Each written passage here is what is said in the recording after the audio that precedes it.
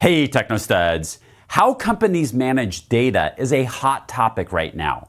And there's more and more laws and regulations that are either coming out or being altered to make sure that we're thinking about and managing our data correctly. And so what this lesson is going to cover is all about compliance, privacy, and data roles. Privacy just means free from being observed or disturbed. And let me give you some examples of this. If you are at home, you don't necessarily want somebody knocking on your door all the time trying to sell you something, or calling you on the phone all the time trying to talk with you and sell you something. You don't want all of those disruptions. So you have a certain level of privacy. Same thing with online and with technology. You have a certain right to some privacy. And so that's what laws and regulations help enforce. Now, although laws and regulations are quite different depending on where you're from, there is some commonality amongst many of these. And so we're going to talk about some common privacy concepts. We'll talk about privacy and ownership and different rights that these owners or data subjects have and different data roles. Now, as I mentioned, depending on where you're from, you could have different privacy laws that protect you. For instance, if you're in the European Union, you have GDPR.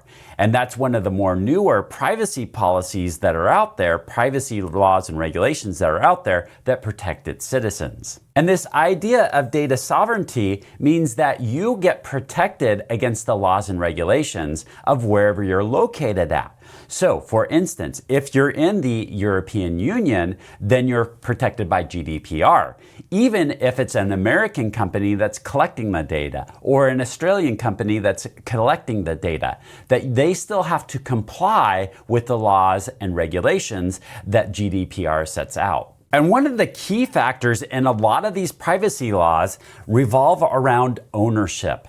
That if there is a company out there that's collecting data, we call it the data collector, then they don't necessarily own that data that they are collecting. Even if they are the ones that created that data, if they created that data based off of a data subject, that's you and I and the citizens, that's whoever they're collecting the information about, that this is the ownership. The ownership relies on the data subject. And so if they're collecting information about the data subject, then they don't necessarily have ownership over that data. And the data subject gets to make the call on how this company can use that data. For instance, data subjects often have a right to access.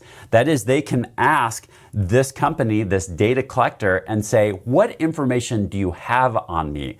And then they have to provide that data to the data subject. There's also a concept of right to be forgotten. That is, the data subject can say to the data collector, I don't want you to store information on me. And then they have to remove that information from their data stores. The reverse is true as well. There are data retention laws. That means that if you're holding data on somebody, you can't necessarily just delete that data without this data subject's permission.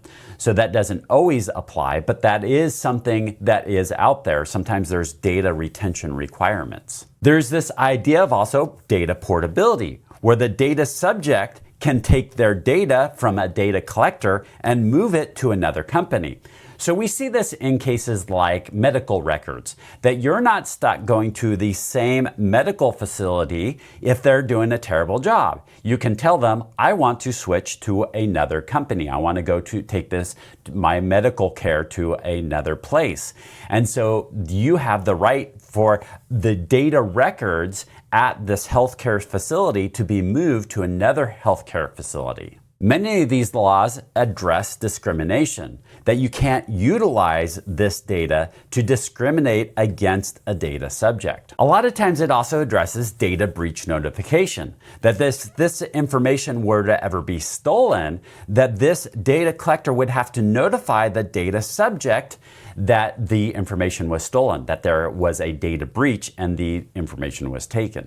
Many of these laws have an opt-out approach. That is, the data collector cannot contact or market to the data subject if the data subject says, I don't want you to reach me. I'm opting out of you communicating with me, of you selling stuff to me, and you aren't allowed to use my data to market to me. So that's an opt-out approach. While other policies and laws have more of a consent approach. That means that they can't market to you even to begin with unless they get permission from the data subject. That the data subject has to say, yes, you can actually send me marketing material. And only then can the data collector do that. Many of these laws and policies also define what data roles are. This is so we have a common set of language and understand our roles and responsibilities when it comes to our part and how we play into these policies. So let's take a look at some of the common data roles that you can see out there. We already mentioned the data subject, who the information is being collected about. And then we also mention the data controllers, who is collecting that data.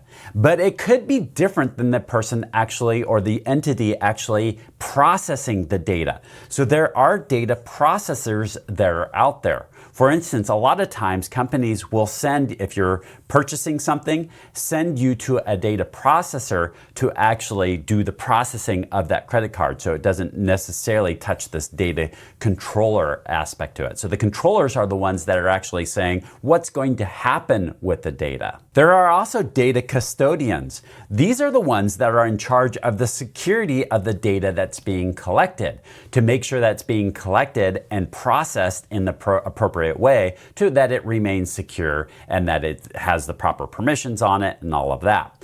There's also the data stewards, who are the ones to make sure that the data is remaining accurate and that it's being that the data that's being collected is accurate to the best that the company can. And I can tell you from experience that a lot of these laws and regulations put quite a bit of strain on many different IT departments. That there's quite a bit of things that we need to do to make sure we manage this data correctly. But after all, that is for the best, because essentially what we're doing is we're protecting our customers from the same thing that we want to be protected from companies who hold our data. So we need to be good stewards of that data.